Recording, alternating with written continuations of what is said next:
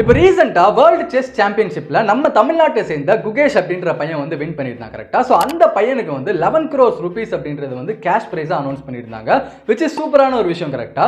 But இதுல அந்த பையன் கட்ட வேண்டிய டாக்ஸ் அமௌண்ட் மட்டும் எவ்வளோன்னு கேட்டிங்கன்னா 4.6 crores. அதாவது அந்த பையன் அந்த கேம்ல விளாண்டு அவனோட திறமையை வச்சு அவன் ஜெயிச்சு நம்ம நாட்டுக்காக விச் இஸ் நம்ம இந்தியாவுக்காக பெருமை சேர்த்திருக்கிறான்.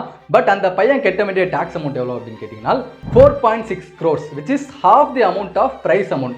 எதுக்காக இந்த அமௌண்ட் அவன் கட்டணும் அப்படின்றது எனக்கு சுத்தமாக புரியல. Same with the vehicles. இப்போ நம்ம ஒரு கார் வாங்குறோம் அப்படின்னா அந்த காரோட விலை வந்து 8 lakhs rupees இருக்குது அப்படின்னா அதுக்கான ரோட் டேக்ஸை நம்ம கட்டி 12 லட்ச ரூபாய்க்கு நம்ம வாங்குறோம். அப்படி 12 லட்ச ரூபாய்க்கு அந்த காரை நம்ம வெளியே வாங்கி வரும்போது அந்த காருக்கு போட வேண்டிய ஃபியூவலுக்கும் நம்ம டாக்ஸ் கட்டுறோம், அதில் ரோட்ல போயிட்டு வர அந்த டோல்கேட்டுக்கும் நம்ம காசு கட்டுறோம். இப்படி எல்லாத்துக்குமே நம்ம டாக்ஸ் கட்டி கடைசியில் ஒரு குண்டும் குழியுமா இருக்கிற ஒரு ரோட்ல தான் அந்த வண்டி நம்ம ஓட்டிட்டு போறோம். அப்போ எதுக்காக நம்ம டாக்ஸ் கட்டிட்டு இருக்கிறோம்? இதே கேள்வி உங்களுக்கும் தோணுது அப்படின்னா கமெண்ட்ல நம்ம நிர்மலாக்காவை டேக் பண்ணி நம்ம கெட்டுற டாக்ஸ் மணிலாம் எங்கே தான் போகுதுன்னு கேளுங்க.